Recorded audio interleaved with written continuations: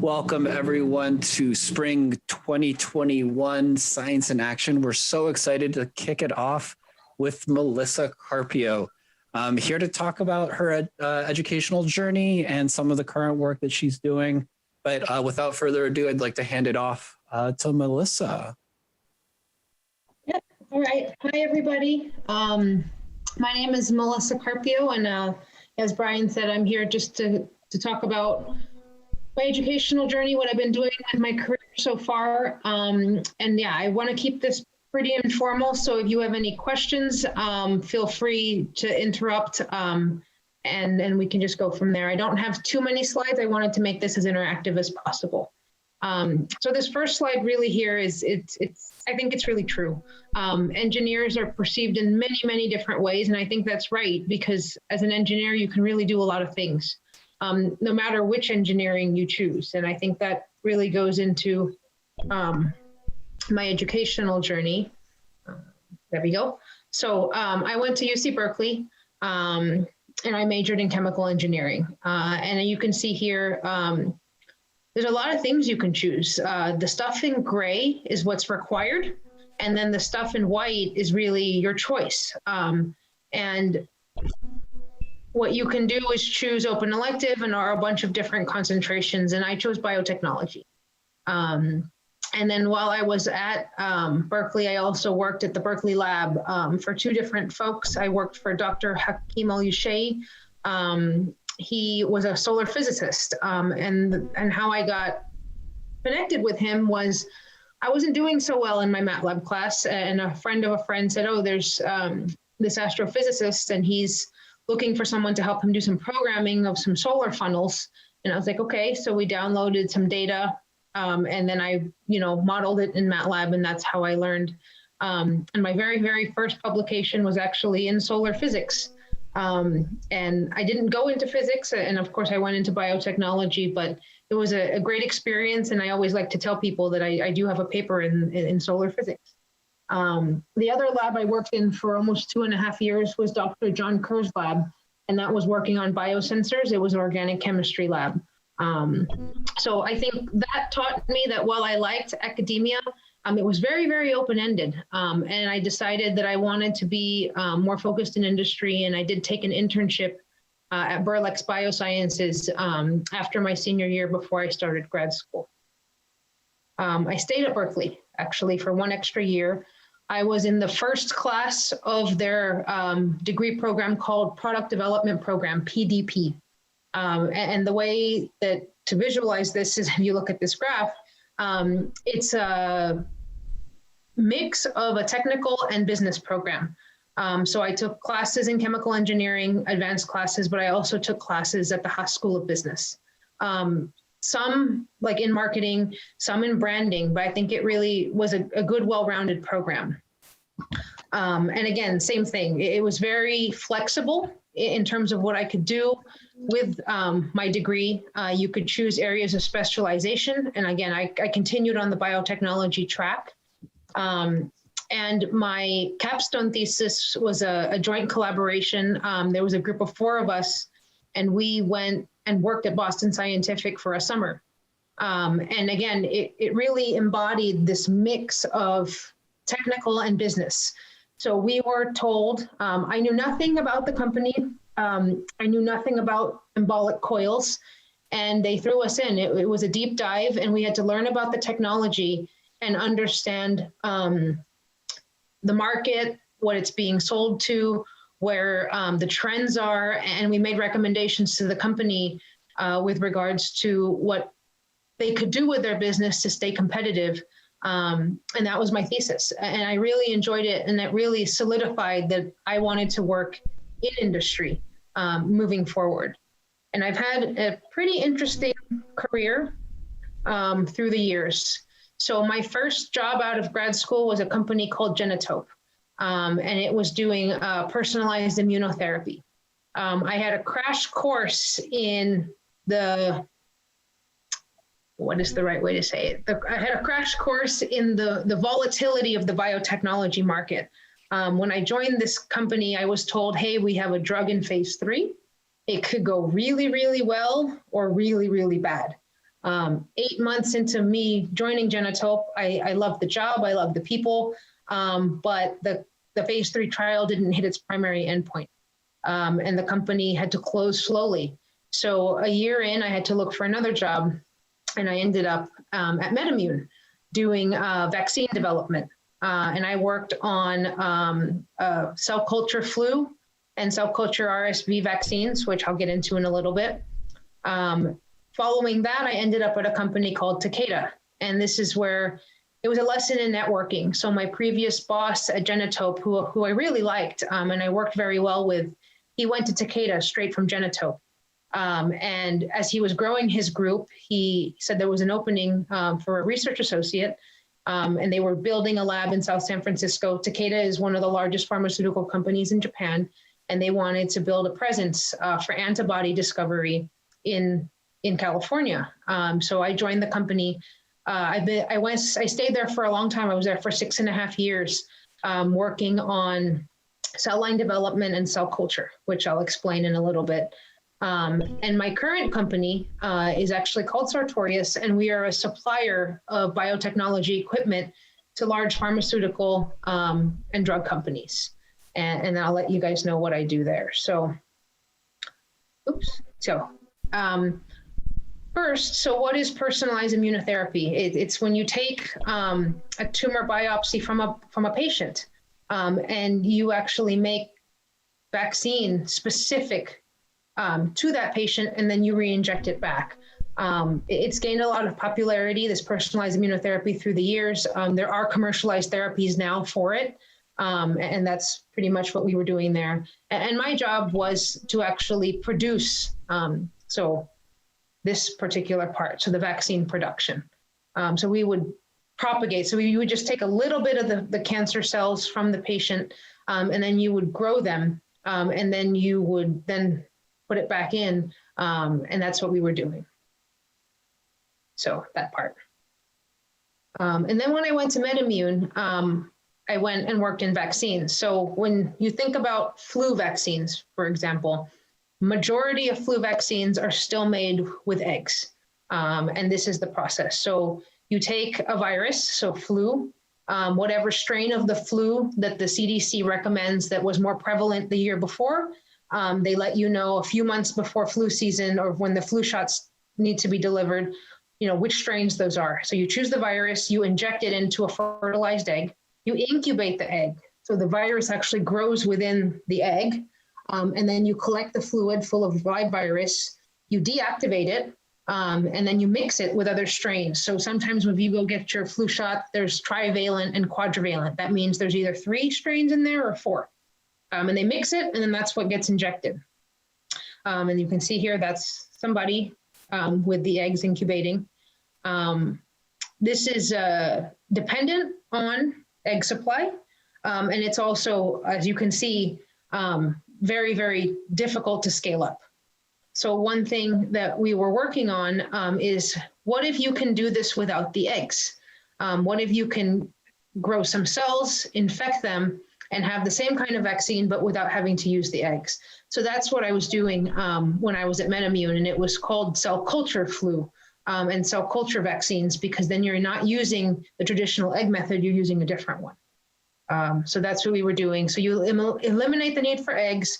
It's a lot more automated, less chance of contamination, and you could potentially produce this and stockpile it a lot quicker than you can do the egg. So that's where I was responsible at the bioreactor portion to culture the vaccine. An interesting thing with the cells is that there's 2 ways for cells to grow. One of them is if they just float around by themselves and they can survive, that's called suspension. Some cells don't like to be in suspension. Some cells need to actually be on a surface to grow.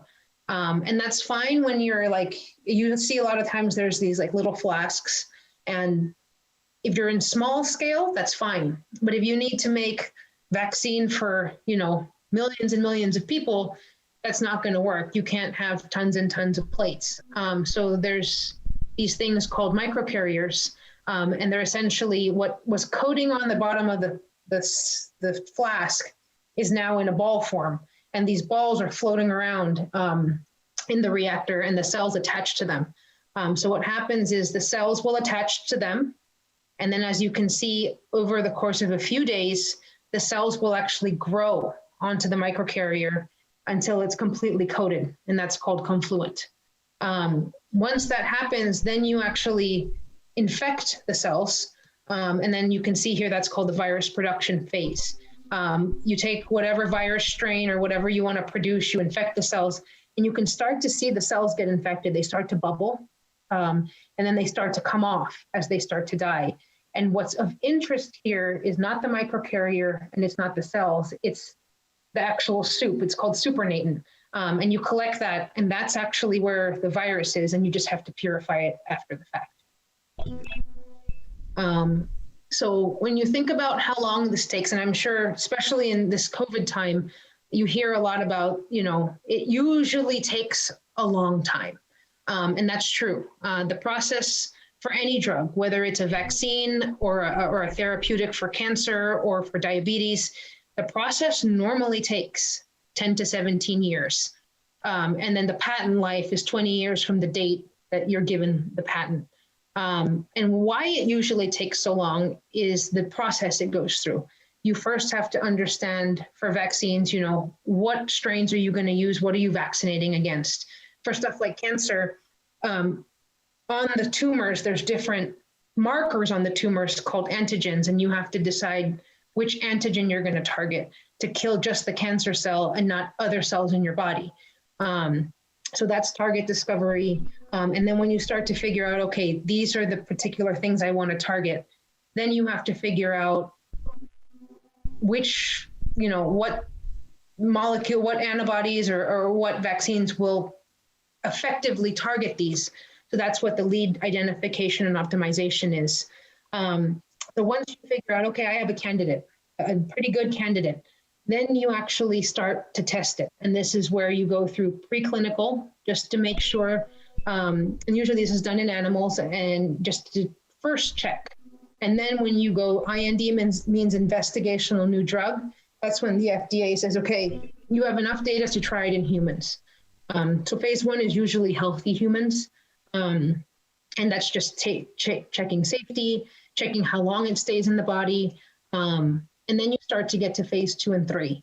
And that's when you're actually checking. So the drug is safe after phase 1. In phase 2 and 3, does the drug actually work?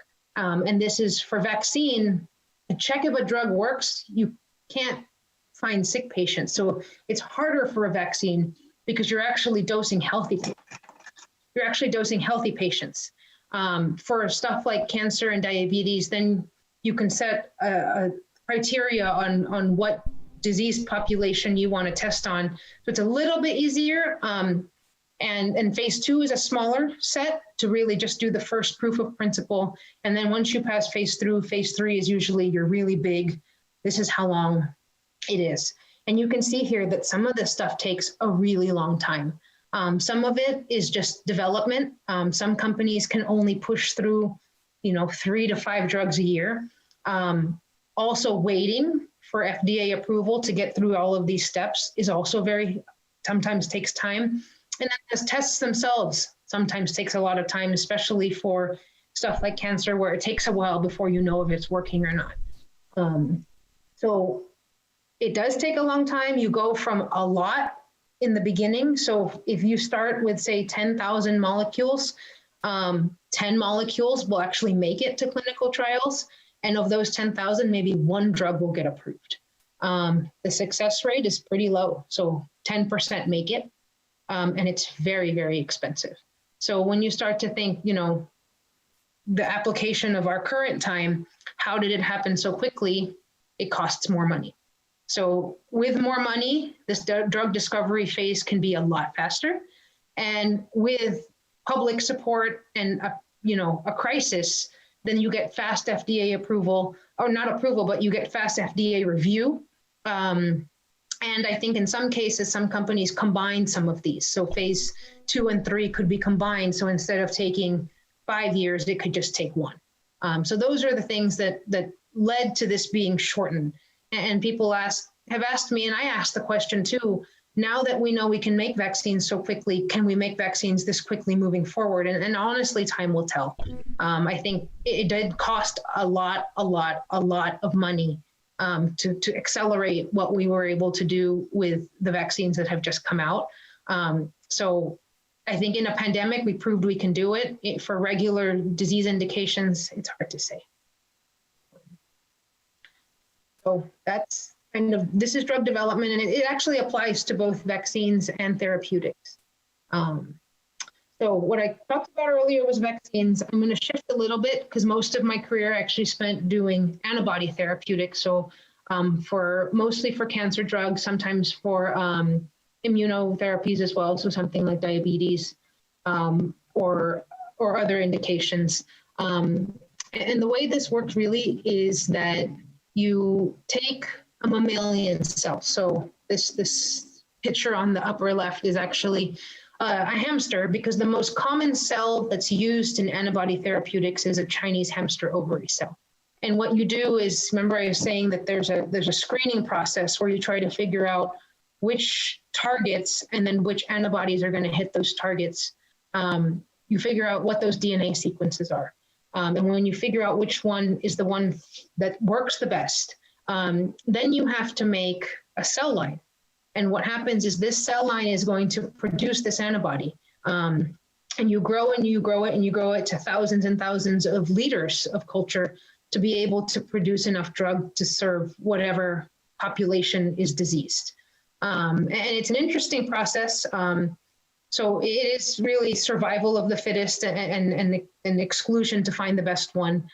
So what you do is you take one cell from the ovary of this Chinese hamster, and you transfect it, which means you open its cell membrane, either through chemical ways or through electricity, to open it up a little bit to allow the DNA to come in. And so that DNA is then going to say, okay, now this codes for whatever protein I want to make. That's the drug that I'm going to use to treat. The thing is, there's a lot of cells in here. So you don't know which ones actually took up the DNA and which one took it up well. So you go through this selection process where you try to plate them, you see which ones survive, you test them, do they grow well, do they produce well, you expand them. You usually take the top 10 to at least look into more detail, but at the end of the day, you just need one clone. And you need that clone to produce well, you need it to grow well, and you also need it to be stable. Because from the time you thaw this vial to the time you get to the really, really big bioreactors to produce the drug, it takes about 10 weeks or so. So you have to make sure that in that 10 weeks that these cells are growing, they're not mutating, that they're stably expressing the protein that you want. So this is what I did for a while. And this is just another way to do it. Yeah. And this is actually, and I really enjoyed this. It's really rewarding. And I actually have a cell line that's currently in phase 2. And how you know how long it takes, I made that cell line in 2010. So it's been about 11 years and it's still in phase 2. So that's how long it usually takes. I'm no longer at this company. So if one day this drug gets FDA approved, I made the cell line, but I'm, 1-2 companies out of this already. Yeah. So where I ended up going next is what you usually do when you're screening these clones is you're using plates. Sometimes you're using flasks. But that's not how you actually produce these in real life. As I said, if you've been to a brewery or winery, you saw these big stainless steel vats. That's actually what the drug companies use. They use those in the thousands to 10,000 liter scales. Some companies have 3 stories worth of just big stainless steel bioreactors. A bioreactor is controlled, and a shake flask and all of these other screening methods are not. So sometimes you're in an unfortunate situation where you've screened a clone, you've got it all the way to the very end, and the first time you put it in a bioreactor, it doesn't grow. And we've run into that. Or in the plates or the shake flasks, they're growing fine, they're producing fine, but when you put them in a bioreactor environment, they don't grow anymore. And why is that? Because you're shaking it differently, you're aerating it differently. So there's a machine that came out in about 2010 that miniaturized the bioreactor. So you could actually do your screening in the bioreactor environment from the beginning. It came out, people were like, what is that? What can you do with it? It's weird. It's this little robot that fits in a biosafety cabinet. It came out in 2010, so 11 years later, this is now used in 90% of companies. So when I was at Takeda, we were one of the first companies in the US to try this, and I fell in love with the machine. As a scientist, you always see the value of something because day to day, you're doing a lot of things, and I really fell in love with this machine, and we ended up using it and we implemented it, and I ended up joining the company that makes this machine. So that's where I am now. I'm at Sartorius. So this machine they call it AMBER. It's Advanced Multi-Parallel Bioreactors. And usually when I'm in the classroom showing this, I can actually pass this out, but so now I'm just gonna have to show you. So this is the bioreactor. So I guess for size, this is my hand. It's 10 milliliters to 15 milliliters. And it has everything a normal bioreactor has. So it has an impeller, so it shakes. At the very bottom, it has sensors, so you can check the pH and dissolved oxygen. And it's in a robotic automated system. So a robot arm will come in, it'll take out this cap, it'll take samples, it'll feed, and you can screen 24 or 48 of these clones at once. So what does this replace is all of these shake flasks on the left, and potentially also all of these little bioreactors on the right. So I really consider it a disruptive technology, and it took some time, but the industry has really adopted it. And I'm really proud to have worked with it. And you may wonder, what does an engineer do for a supplier company? I think it's pretty straightforward. When you work in biotech, you work in the lab, you're performing the experiments. I think it's super interesting when I joined Sartorius because you can really see the diversity of what an engineering or a science degree can bring you. I started out in the company as what they call an application specialist. So I would actually bring this equipment to customer sites and do demonstrations. For some people who, it initially was developed for one thing, clone screening, to be able to pick the clones, the correct clones from the get-go. Customers through the years are like, okay, well, I only do clone screening 4 or 5 times a year. They've now done media development in it, parameter optimization. They've done it with they've moved on from CHO cells, so you can do insect cells in them. And then you can even do microcarriers. Those beads I showed you before, you can actually grow them in here too. So as an application specialist, I traveled through the US, and I brought these pieces of equipment to customer sites, and we expanded the application base. The other thing I did was actually I did training. So for every customer that purchased this machine, you get 1 week of training. So I would go to the customer site, teach people how to use this machine and how to use it for their particular process. So that was rewarding. I did it for about 2.5 years before I was promoted in the company, and I became manager of the application specialist on the West Coast. And then we did a restructuring about 2.5 years ago, and I took on a more global role. And now I cover the entire Sartorius bioreactor portfolio. So this little guy I'm showing you here is the AMBER 15, because it's 15 milliliters maximum volume. There's an AMBER 250. So this is a little bit bigger, but still small miniaturized bioreactor. There's some elements now that are a little bit more sophisticated than this. You can see the impeller is a little bit bigger. The sensors are now actual sensors instead of the optical patches. Then you have tubes now for feeding. And the reason people ask, well, why would you go here if you can do it in here? When you get to this stage, you need more material, because then you have to pass it to the next departments to actually purify the drug out of the broth that comes out of here. So after this small scale, which is called clone screening and process definition, you go into the mid scale. for development and optimization. And then you go into the really large scale. So that's commercial production. So you're looking at 50 liters all the way to about 2,000 liters. And this is already huge. And these bioreactors are gigantic. So I don't have those to show. But like, if you look at them like mini models and stuff like this is, like, 1/50th of the scale of what you would normally see. So a 2,000 liter reactor would be taller than my office here.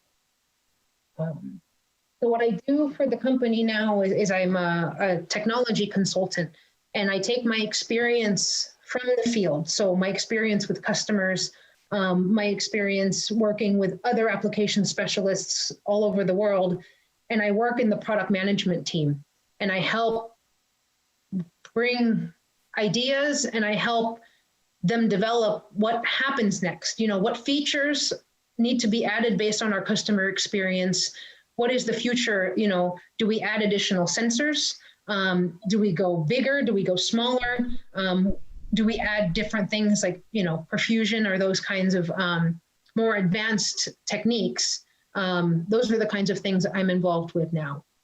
And I think it's been really interesting, and it's been really rewarding. And especially this past year, I think everybody's life was kind of upturned by COVID, and our industry in particular, because now we were asked not to develop the drugs, but then we were challenged by our customers to find, equipment very quickly, but also new ways of making vaccines that are a little bit faster. Does our equipment still work for that?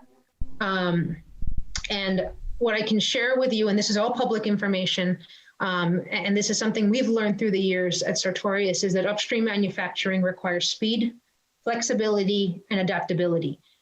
So our portfolio allowed for rapid vaccine capacity implementation.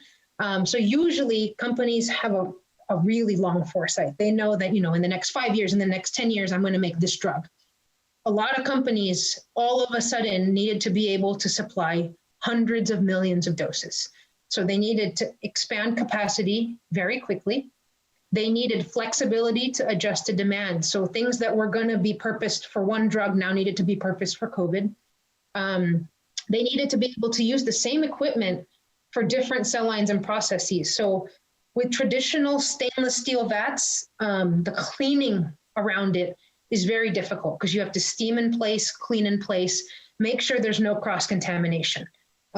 With single use, it's single use. So the cross-contamination risk is very low. So in this case, after you run this, you just take this away, you put another one in. You could put, the other one can have a completely different cell line, a completely different process. For these, this is stainless steel, but this door actually opens and the actual culture vessel is a bag. And you can actually see that in this image here. So this bag, after you run it once, you toss the bag, you put a new bag in, immediately you can start a new run. And that's the value of single use. You don't have any downtime for cleaning. So we were able to implement very quickly. And these are two companies that I want to highlight because they publicly disclosed that they've been using our equipment. So CanSino is a adenovirus that they were using, and they, for the phase 2 clinical trials, they were actually using our bioreactors to produce the vaccine. And then the BioNTech Pfizer vaccine, it's been really rewarding to see this. We actually launched a new product, so the 3rd generation of this system in March. And very quickly, we had a request from BioNTech to bring in this equipment for their mRNA vaccine development. And we did, and it's been profiled all over the world. So 60 Minutes profiled it. That's the picture on the upper. And then on the lower is Business Review. And so I think, it's really, you don't normally see your equipment all over the news. So it's really rewarding to actually see it and know that while I'm no longer in the lab doing this day to day, that the equipment that I've helped, develop and that I've given input in is in these labs and making this vaccine. So the other thing that my company has done that I think is really cool is, so I talked about two types of vaccines. And I showed you some of the stuff we have, but I think I really wanted to share, and I hope this works, is we've produced two videos that really show how they're made. And we've kind of given little cartoons of how we've been part of the process. So it's time to get your vaccination. But have you ever wondered how a vaccine is made and manufactured?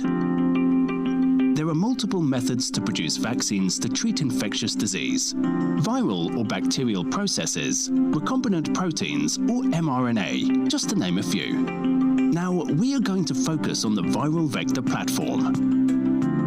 Viral vectors are viruses that are genetically engineered to create vaccines. The adenovirus, for example, is a frequently used viral vector. It is genetically engineered to carry the genetic coding of the pathogen's antigen so that it can cause the body to produce antigens.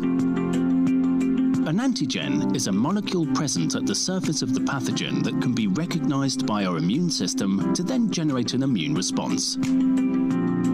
Viral vectors are genetically modified, meaning they are harmless and do not cause disease. However, not all viruses can be used as viral vectors. Candidate viruses must be well characterized, easily and safely produced, and must induce long-lasting immunity. Once the viral vector has been selected, the development and manufacturing process begins.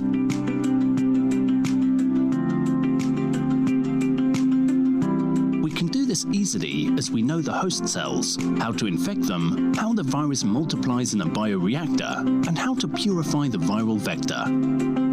For each disease, the manufacturing process remains mostly the same, but the genetic information inserted in the viral vectors differs.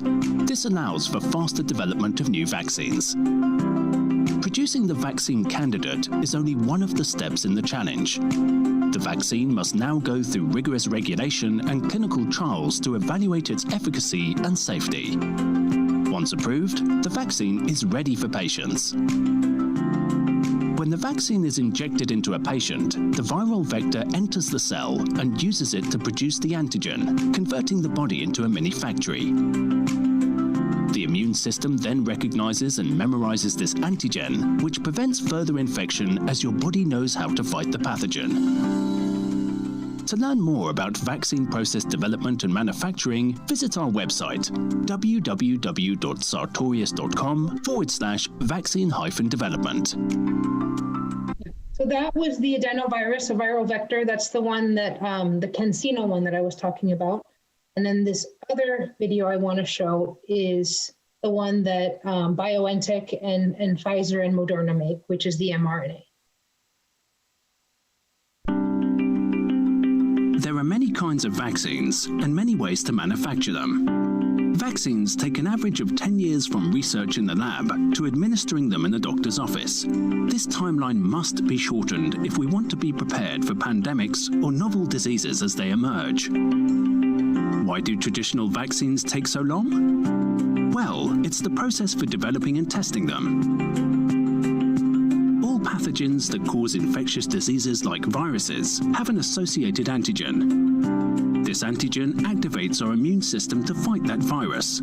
Scientists must identify the right antigen, find a way to produce mass quantities of it, and then integrate it into a vaccine. It's a long process. Antigens are usually proteins, and human cells are constantly making proteins as building blocks to maintain our bodies. So scientists asked the question, what if we could program our own cells to make these antigens and trigger the same immune response as traditional vaccines? This is the goal of mRNA vaccines. mRNA, or messenger RNA, is the code that tells our cells which protein to make. And thanks to recent advances in DNA sequencing, scientists can quickly identify the code to make the antigen protein specific to the disease we want to fight and build the mRNA in the lab. The mRNA vaccine delivers this code, not a form of the pathogen or antigen, to tell our cells to produce the antigen. Once the antigen is present in our bodies, it initiates an immune response, just as a traditional vaccine would. The good news news is that mRNA are much simpler to produce in the lab than proteins. To create the synthesized mRNA, scientists insert the sequence corresponding to the mRNA into a plasmid, a small DNA molecule within a cell that can replicate itself. This plasmid is put into a reactor where an enzymatic reaction triggers the synthesis of the mRNA. The synthesized mRNA is then purified and encapsulated in a lipid nanoparticle. The lipid coating enables the mRNA to reach our cells where protein production takes place, triggering the immune response. This process can be used to produce many different mRNA by just changing the sequence inserted in the DNA plasmid. Scientists have great confidence in the potential of mRNA vaccines, not just for the prevention of infectious diseases, but also in the treatment of cancer and perhaps even allergies. To learn more about the different vaccine development and manufacturing processes, visit sartorius.com/vaccines. All right. So hopefully that was educational for you guys, and then you learned something there with some of those those like cartoon videos. And it just goes to show how we had to adapt, not just us as a supplier, but also the science community to really address this pandemic. So that's all I've prepared presentation-wise. So if anyone has any questions, I'd like to have a discussion for the rest of the time.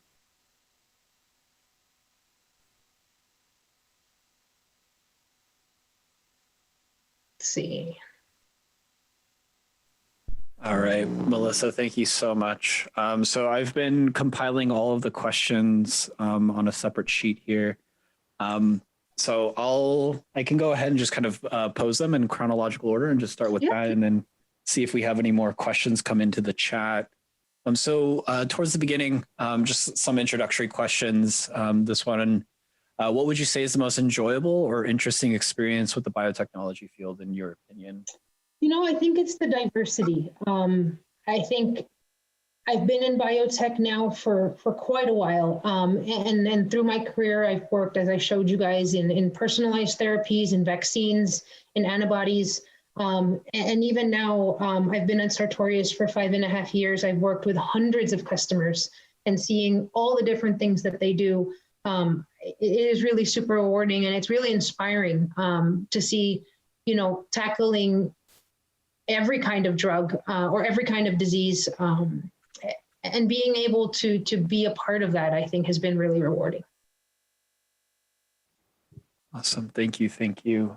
So moving on to the next question, what is the most challenging engineering project that you've been involved in? I would say it's in the production of this equipment. I mean, imagine a bioreactor that's condensed into this. And it's actually an interesting story how these got made. They were actually mechanical engineers who saw a bioreactor, and they were like, oh, how come they're so big? How come they're so bulky? How can we make this multi-parallel? How can we make this automated? So they developed these, and the way these sit is they're in blocks of 6, and then you can put, so that's why you either have 12 or 24. And then when biologists got their hands on it, they were like, why is it square? It's most bioreactors from stainless steel, the ones you see out in the field, they're you know, this rounder shape. And they were like, well, if you keep this shape, you can't fit as many. So we actually had to make sure that even if it's a different shape or a geometry, that they would still be representative of the culture, and they are. But as you start to make improvements and enhancements to this, and that's why I think Sartorius as a company, I'm really happy to work there, is they don't just stop. Like, we've created something, 90% of the industry is using it, we could stop there. But no, we continue. They made this version, and we continue to add on and add features to this. And each one is challenging because each one requires a lot of new development. And honestly, there's not a lot of space here. So to add features on to something that's already so small is very challenging. Okay, thank you. So a follow-up to that, I'm going to skip ahead later on in the chat, but it's kind of relevant now that you bring up the equipment. For the one-time use stuff, how much do they cost, like an estimate, just out of curiosity? Yeah, so it depends. So the littler ones, these I actually haven't quoted any of these in a while just because I'm out of that part of the business. But I would say these are less than 100 a piece, and these are in the hundreds of dollars a piece. I think around 400, I would say. And in the beginning, you might be like, oh, shoot, that's a lot. But if you compare it to, let's go back to this slide. These flasks are, I think, about 20 or 30 bucks. So this might be double that, but you're in a bioreactor. And you can have better assurance here that what you grow in here is more representative of what you're going to grow in the larger scale. So when you start to do the cost around it, and we do this a lot when we talk to people on transitioning, what is your return on investment? If you are a little bit more sure here, instead of screening hundreds of clones in a flask, you can screen 24 or 48 clones in this, then you actually start to save money. So they aren't the cheapest, but I think when you start to compare it to how they were traditionally done before these were made, this one, you're like, oh, $400, that's a lot.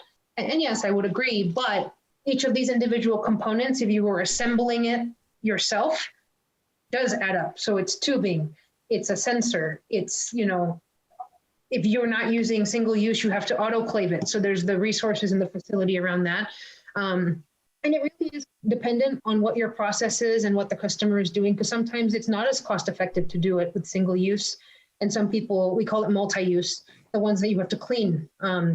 It is dependent, and we sell all different kinds, and it's really in talking to a customer and understanding what they're doing where you can choose and guide them on which bioreactor would be best. Thank you. Thank you. So I'm going to circle back to an earlier portion question. Let's see. So in your opinion, what is the most interesting part in creating a vaccine? I mean, that it works. I think that, you know, to be fair, the fact that it works takes a while. I think and maybe I didn't explain this, I work in what we call upstream.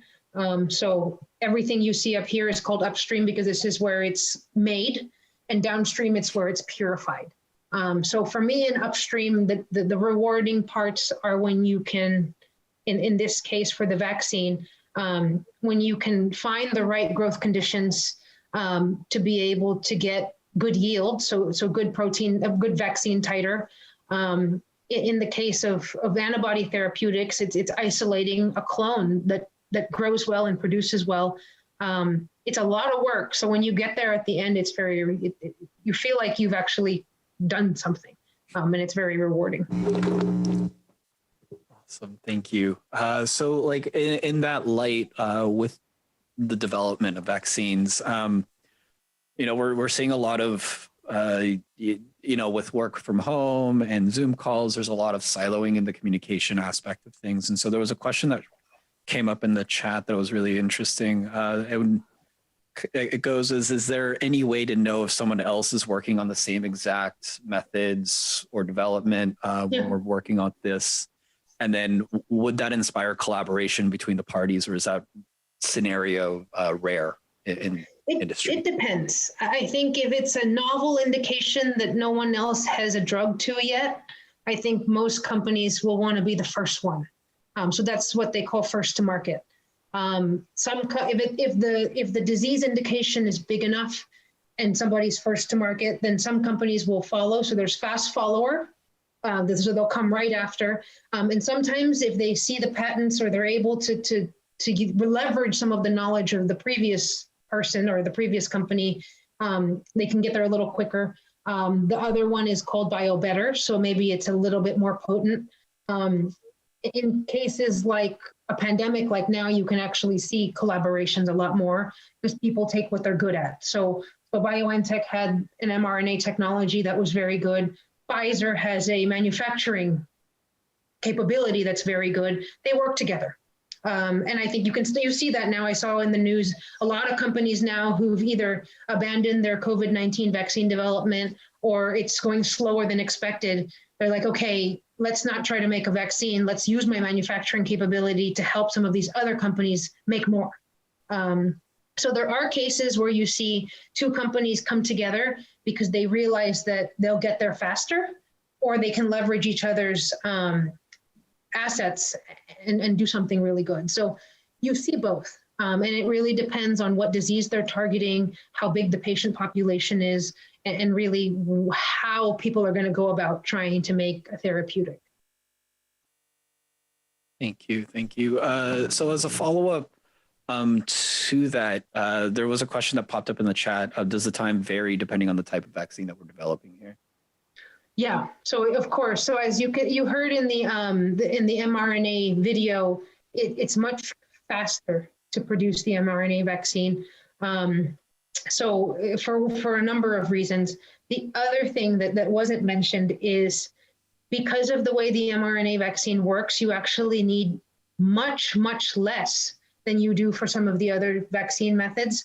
So instead of in one, say, 2,000 liter bioreactor, in a traditional vaccine, if you can make a couple hundred or a couple thousand or whatever doses, you can actually make a lot more of the mRNA, not because you're making more, but because you're using less. So there's a lot more doses that can be made out of that one. So that helps a lot in the manufacturing. And there's a lot of other factors. And I'm not a virologist, so I can't really get into the nitty gritty of it. I can only talk about the manufacturing side on how sometimes it's faster than others. Thank you. Thank you. So moving on, this might be in response to the current COVID vaccines that are being rolled out in concerns with temperatures. At what certain temperatures do vaccines need to be stored? And then what could be the effects of the vaccine, or what could be the effects to the vaccines if they're not stored at that proper temperature? Yeah, so I can't comment on this too much because as I talk about upstream and downstream, so I'm on the upstream side, the purification of the vaccine and then the formulation of the vaccine is really, the formulation is what determines how it needs to be stored, how stable it is at certain temperatures. So the cold temperatures you hear about is because it's stable at those temperatures. And you'll probably hear that once you thaw it, you have to use it over X number of time or X number of days or hours. And the reason for that is the testing that those companies have done have shown that if you don't store it at the right temperatures or you leave it out longer than you're supposed to, it could lose some of its potency. And I think with time, we'll be able to get more and more information to see, can we improve that? Can it actually be out a little bit longer? I think they're very conservative now, and they have to be because there was not a lot of time to do really, really extensive testing. And I think as we get more data, we might see some of these guidelines change. I'm not sure. But that's why some companies have to store them super, super cold. Some can be at room temperature. It really depends on the type of vaccine and how it's formulated. Thank you. And so following up with that, maybe let's focus on your area, I guess, of development. One particular question points out, is there a particular stage of vaccine development that presents more challenges than others? And if so, which ones? No, I think, and I don't work in every stage, but I do know that, I would say some are more in control than others. So, you won't let it get past the upstream stage unless you can manufacture it. You won't let it get past the downstream stage unless you've purified it right. And then you do test some formulations. I think the big unknown is once it gets into clinical trials, does it work? And I think that's really where it's devastating. Like I said, in my first company, phase 1 and phase 2 looked great, but phase 3 missed its primary endpoint. And while the drug was promising, it didn't work out. And I think that part of it is difficult because that's part of it that you really, even if you have early data that shows it works fine, you just never know because bodies are bodies and we're all humans and you never know how it's going to work once you put it in a human body and once you put it into tens of thousands of human bodies. Thank you. We're getting quite a few questions in the chat, and I really, really love it. But in the interest of time, we are about 10 minutes left, and so I'm going to start prioritizing some of the questions. I apologize to those that have posed a wide plethora of them. But want to transition a little bit more towards kind of the educational journey. And so one question that sticks out is, do you have any advice that you would give to college students that might be considering a career in the biotech field? You know, I think I can tell you, and I did see one of the earlier questions is why I also chose biotech. And I think it was just something that interested me, and I was more curious. I was like, how can you be a chemical engineer and take an emphasis in biotechnology? And that's when you realize that engineering is really very diverse. And I would say that even if I didn't choose biotechnology, I probably would have still ended up here. Through my career, I've worked with chemists, biologists. My boss right now is a physicist. So I think science is science and it teaches you a lot. I think this helped me get my first internship. And of course, it helped me get into this career. But I think even if you're a generalist, you could end up here. So I would say, and you do a little bit of all of it. So now as I work a lot with bioreactors, I do more thermal and mechanical engineering than I did when I was working with these cells where I was doing more biology. So I would say it was an interest. When I read all the descriptions, I was like, oh, and biotech looked the most interesting, but I know by no means did I think that funneled me anywhere. So, yeah. All right. Yeah, there was a follow-up question that's asked, what kind of degree do you need to be successful in biotech? Seems like there's quite a plethora of options. Yep. And, you know, I think and I would say the advice I would give a college student or any student or even people, I try to give myself the same advice is you work a lot and you got to like it, what you do. And the nice thing, and I think the nice thing about not just chemical engineering or biotechnology, but STEM as a whole, is it really provides you the skills to really pivot when you feel like it or when you feel like it's time. And I think even within biotech, as you could see, I worked with different drugs, different types, different cells, but pivoting from the lab to more, I work now in the marketing department. And at first I was like, oh, I don't like that. I want to be technical, but I still am. You can be a technical person in marketing. You can be a technical person in sales and applications and a technical person in the laboratory. I think it's a different mindset and it's accepting that, okay, it doesn't seem like it's science, but it absolutely is. Thank you. Thank you. So we do have one question that kind of piqued my interest, and quick shout out to the computer science majors. Is there a particular stage in the vaccine development where the CS majors kind of get their shine? Oh yeah, no, and I was so software and computer scientists, they're more integral than you would even think. With every single one of these machines comes a computer, and with every single one of these machines comes software. And the software portion gets more and more complicated the more and more things you add. So the more sensors. And I think one of the trends of biotech, and there was an acronym on one of my slides that I was meaning to talk about, PAT, Process Analytical Technologies. So now that, you know, we have bioreactors and they're diverse in size, people now say, how can I learn what's in here without actually taking stuff out of here? And that's especially important for vaccines because sometimes you don't want to take out the vaccine that's in there. You want to leave it inside.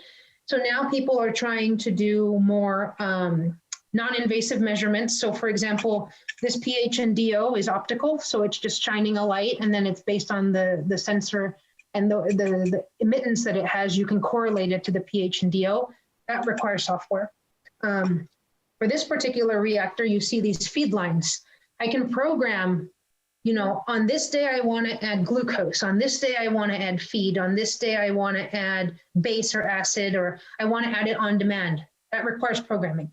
So I would say they work hand in hand. We probably have, as you know, you can't run these without software. This is the control tower that goes with this. This is completely run by software engineers and computer scientists. So, and again, this is where you would think biotech is only for biologists, and that's completely untrue. Thank you. Thank you. So we had one question again, kind of referring to your educational journey. This comes from Will. Have you had mentors through your whole career, or have you felt it's been you being the quarterback for your career? No, I would say I could not be where I am now without mentors and the network that you build. The one thing about, I honestly don't think it's just biotech, but the industry is small. People that I met when I first would finish grad school, I still see them at conferences. I worked with the same boss my first and my third job. My coworkers, I see them all the time. I think the industry is small. And I used to think networking was like, oh no, I don't want someone to refer me. I want to do it on my own. But no, someone refers you because they've worked with you and they can stand by you. So I would say build your network. And I think mentorship is super important. And I wouldn't be where I am without good bosses and good colleagues that help me and guide me to make these kinds of shifts. And then also to understand what parts of this stuff interest me and to give me opportunities. And I would say that I've been really, really fortunate in my career to be able to work at a lot of different places that have all taught me something different and that I look back on, and I'm grateful that I've been at all those places. Thank you. So I think with a couple minutes left, in the interest of time, we'll finish with this one last question here. And I'm gonna go with, we'll go with this one. How are you staying sane and healthy during this pandemic? You know, it's been tough, and I'm sure everybody is dealing with this. For the last 5.5, for not this past year, but before the pandemic started, I was traveling a lot. Part of my job was traveling anywhere from 50 to 90% of the time, visiting my colleagues. So this company, Sartorius, is actually based in Germany. So that's where the hardware is made. The bags are made in France. These bioreactors, these ones are made in the UK. And we have customers all over the world. And we used to go there. I used to go to customer sites to do training. I used to do meetings. I would be all over the place. And I think adapting to an environment where now I'm here teaching people how to use a bioreactor using, the same props that I would bring in person, but I think you have to adjust. But I think everyone's had to adjust. And I think that's the part that not so much sane, but it's like we're all in this together. I don't think anybody's life is still the same from where it was a year ago. And I think we've all learned to adapt. I've done this type of lecture at Skyline. This is probably my 4th or 5th one. And I miss being there and talking to you guys in person. And it's much more fun when I'm holding this up and I'm asking you what volumes and stuff you think they are. But at the same time, we're still doing it. And I think the fact that we, as much as possible, tried to continue on. And the hope is with these vaccines that have just come up, there is light at the end of the tunnel and that we can get back to some sort of normal. My hope is in the next few months. Yeah. Thank you. Thank you so much. And we just hit the 5:30 mark. So again, can't thank you enough for spending this last hour with us. It was so enlightening, so great to hear from someone kind of with a hands-on experience, especially in the circumstances that we're currently dealing with.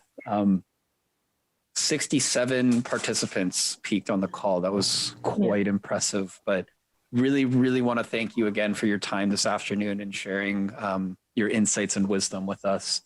Thank everybody. I thank you guys for coming and for asking all these questions. I'm happy to do it. And I think hopefully I was able to teach you guys something and then help with some of my insight.